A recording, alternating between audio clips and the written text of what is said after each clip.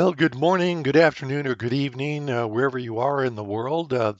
Coming at you again is Scott Roberts, and I'm here in Rockland, California, just outside of Sacramento. I am the owner, operator, designer, builder of the Never Done and Always Changing. Some of you might be familiar with. Um, I also, along with building model railroads, I like to design uh, model railroads, and I've been using a program called Trains 2019 now for about 3 years, maybe a little bit more. But I get an idea and I just got to get it down, and Trains allows me to design in 3D. So most recently, one of the things that I've been interested in is, or almost obsessed with recently, is an area in New York City back in the from the early 1900s through to uh, the early 70s were these railroads that served New York, and there were different freight terminals that were served by float barges. The one in particular that I'm interested in is one here known as the 28th Street Freight Terminal. It was run by the Erie Railroad, and freight would come in on these barges, take it across the street here, go into this freight yard, divide up the freight, either be transferred into a warehouse or offloaded by into trucks off of these spurs. And over the years, this area changed to include a freight building over here. There's a little gantry unloading area here. Next door, I think this was the B&O. They had a freight warehouse inside there also. But again, this is a historic photo. I believe the credit of the photo goes to Jack Bobby and Lou Moravy, Moravy, just to give them a little shout out on that. But this is the area that I've been looking at modeling. I've done three different versions of this right now, which I'll show you in a minute. And then toward the end of this video, I'll include my most recent images of the 3D Trains version I did that shows this in O scale, and different from the first version I did in O scale, and I'll explain that here in just a second. So this is a little crude, but let me get this out of the way. I'm going to get rid of this one there. This is the other end of that freight terminal, as you can see. This is the yard lead, if you will, that comes through. This is the docks back here, the gantry area. This is a later photograph where they had another transfer terminal in this area. I want to say this is probably around the early 50s, 60s, maybe looking at the vehicles here. Looks like where they have workers parked. But again, they have these areas where trucks would come in and offload um, right through these train cars. The train cars were all interconnected with plates, so they could just go from one car, boom, boom, boom, right into the other, offload everything, get into the warehouse, and then that was taken away. So again, another historical photograph of the area, not a very large area. In fact, the entire property, uh, just this portion of it down in there, is about 770 feet that way and about 200 odd feet this way, street to street, from the property line area. Again, it's all fenced in. There were gates to allow workers in and trucks in and out. So a very compact area, great for modeling. And I wanted to see what could be done in O scale. And toward that end, uh, let me get rid of this one. Toward that end, I had recently, um, well, let me go back to the very first one I did. About a week or so ago, I had posted, whoops, again, I said this was going to be crude, and it is.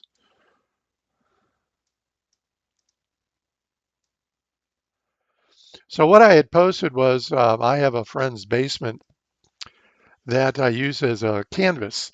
and I try to see what I can fit in there, do a lot of different railroad designs. When I get an idea, I just get them down on paper. And the basement itself is 20 by 36 feet. Uh, the way this room is laid out, there's two doors down here, actually three. There's an entry into the room down in this area. There's a door into a workshop in this area. Oh, actually, yeah, there's two doors into a workshop into the room. And then back on this side, there's a water heater room and a storage room with a door on this side, a door on that side. In this version, I wanted to see if I just placed a minimum of 4 feet around the room so you could walk around the layout, what kind of an island layout could I build? And so what this ends up doing is it ends up creating a layout that's approximately 12 feet across by 28 feet long. And then I took a look at it and said, well, if I was building this for real, how large could I actually make each of these pieces because you only have so much arm reach to get into. So therefore, what I did was chopped out a little area here, little 2 foot space, pushed in and out here and there so I could get around. Imagining that if I was modeling this, building it, maybe having to get in and re-rail a car, something like that, I could still make some reaches. So have nothing more than about 36 inches maximum is the reach into these areas. Most of it is less. And again, this was a version that I created inspired by those photographs and by other modelers who've been doing a very similar type of layout design. And as you can see here, there's a barge area. I created a wharf area, a little gantry area, the warehouse, different warehouses. In this design, because I had so much wider to work with in the actual property design, I added another warehouse. My runs here were a little longer, and I didn't have the road running through the middle of it. So with that being said, I decided to take a look at it um, from a point of view of, well, what if I was to use that same space? Bear with me here for just a second. Use that same space, and now this is an image that I did in SketchUp. And this allowed me to get pretty accurate with my dimensions on things. And again, you can see the room. Here's the workshop, the entry into the basement. There were two doors. One was up here. I decided that would be a door I would seal off. And then I said, well, what if we built this like it was two separate layouts? With that being said, the two separate layouts being the freight terminal, more holding true to its actual size. So these dimensions around here in real world measure out an O scale to pretty much the dimensions that I just mentioned, as far as the 201 to by 770 feet, and then the distance out here on the wharf with the barge area. And I thought, well, hey, wouldn't it be neat if you had two layouts and the second layout being the other side of the city? Call it the mainland. Say this is Manhattan um, or Brooklyn. I'm not sure. I believe this is Manhattan, and then this one over to, I'm just guessing like Brooklyn or perhaps maybe into New Jersey. I'm not really sure. But that aside, I ended up with this layout here. And then I wanted to have the rest of the room so that the room could be actually used like as a lounge, have a number of operators, someplace to hang out. So I wasn't filling the room completely with the layout. Could I still build this sort of a layout? Turns out I can. And so with that, you can see here the overall dimension of this part here is about 15 feet in O scale, 5 feet wide. This area here is about 6 feet 7 inches, another 5 feet in this area for the barge. And then I've got this long run here along a wall of about 20 feet 6 inches. This is about 11 feet. And then the depth of this shelf area is 3 feet wide, being that that's about the depth you can really conveniently reach into to do building, scenery, construction, etc. I left an area for a little coffee area, sit down and chat, little lounge. There could be some bookcases and displays on the wall. And then, excuse me, one of the things that I was looking at doing was I would have my barges would be on carts that would disconnect, then roll over to city, and that would be the way that you would start your operating session. Is working this side, working that side, transferring the cars around, and then exchanging barges, working the cars around, working the cars around. So you could keep somebody pretty busy for quite a while. And with that done, I had posted this and just talked about what I was doing in a recent post and video I did. And since then, since a couple of days ago, I decided to take it the next step further and say, well, what if I now took that same thing and I did it a little bit more illustratively in uh, my 3D program? And so this is what I came up with. And so as you can see here, there's still a lot of space in and around the area. Here's those two doors, one leading into the stairs, one going into the workshop, the modeling workshop. And then I left this door to get into the water heater room and storage, which is behind here. And of course, the barges here would be removable and they'd be moved around. And then I was able to detail in what that looked like pretty faithfully to those historic photographs. Not exactly. I did some of my own interpretation. Um, I ended up pulling a wharf scene over closer. Probably could have split it up and had an aisle in between. That's certainly doable. Uh, this worked pretty well. Again, I'm a little restricted on how when I'm building the track work um, in the program, but I think it came out rather well. On this side, I changed the plan for what you saw in that earlier SketchUp drawing. I ended up deciding to get rid of the bridge, the scrapyard I had down there, and go for a little bit bigger city scene. And so some of the following pictures you'll get an idea of what some of those scenes look like. I like the idea of having a little bit of a canyon area going through here, through some of the tall buildings. The front of these buildings, it's kind of a rundown area near the tracks, if you will. And so that's showing, and that could be neatly detailed. Business flats, industries against the wall with places for trucks to come in and out to take out goods, places to store trains, offload. Same thing here. This is our little storage yard to load the barge, and then industries along the back. So lots of little switching operations, including a little grain mill. And the idea is that this would be the main line here that's going off maybe to a larger yard somewhere else in the city, bringing cars down into this area um, to be set out, picked up at the various industries, along with some of the cars that would be placed, put on the barges, and then brought across to the terminal here in Manhattan area. The barge would be picked up, the cars would come out here, be sorted into the yards, be transferred. So again, a lot of opportunity for operation. I could see somebody just operating from this side, operating the train, running around in this area, maybe another operator here, moving cars in and around using this one runaround, which holds about 3 to 4 cars. I'm looking at 40-foot type box cars, um, working the crane, maybe working the docks. So you could have 1, 2, 3, 4, maybe 5 operators at any one given time to really create an operating challenge with this.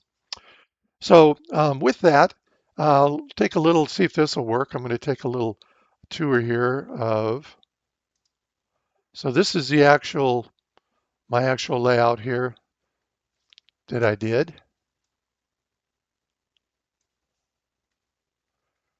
You can see here, I can move around in here, zoom in a little bit. See some of the level of detail I went into this with.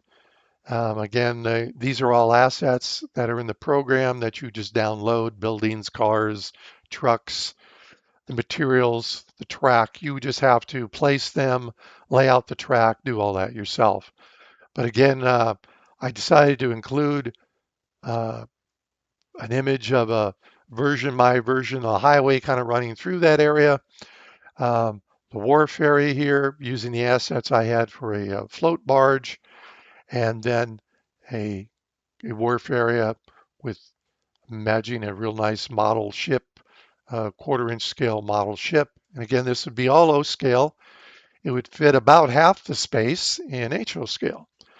But just imagining, if you will, if you're a modeler and thinking about something like this, all the great little detailing you could be doing in these yards, all the vehicles that you could collect.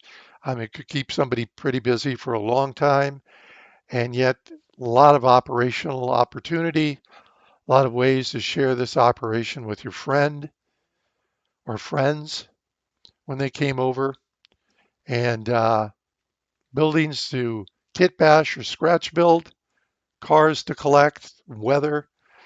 Again, just a plethora of stuff to do without having to run long distances and or um, have a exceptionally large size space to do this. Keeping in mind, I do understand this is a pretty good large space for most people, but you could do just this portion of the layout itself in a garage or a large bedroom, and it would work out even in O scale.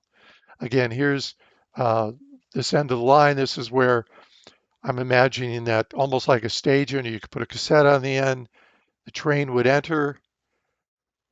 There's a passing siding run around down here, so you could bring in a train, start cutting it up, picking up different things, or taking the train around over here, breaking it up and setting it in the yard, getting ready to be loaded on a barge.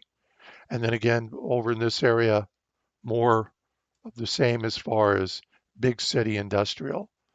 This is that kind of residential, commercial scene, little street scene right up against the front edge.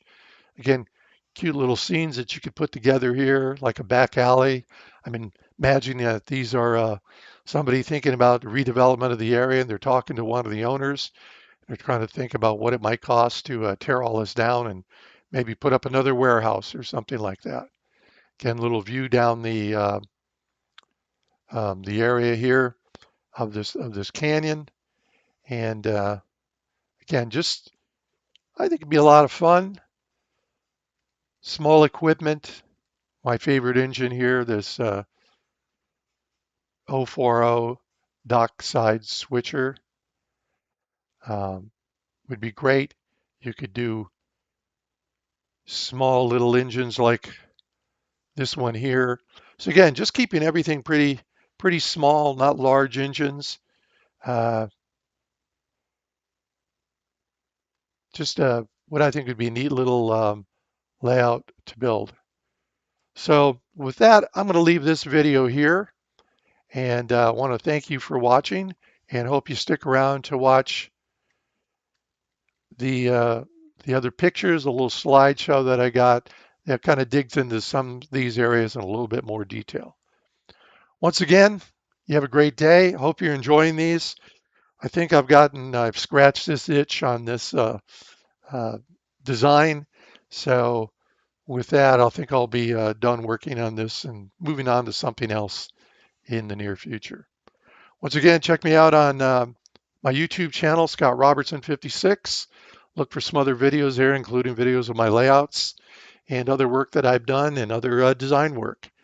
And you can find me on the website. I have a website, scottrobertsonON30.com, where there's galleries in there of past and somewhat current layouts that I've worked on.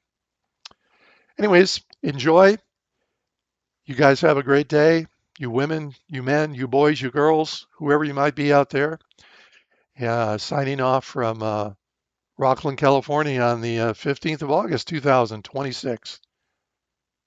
Have a great one. Bye now.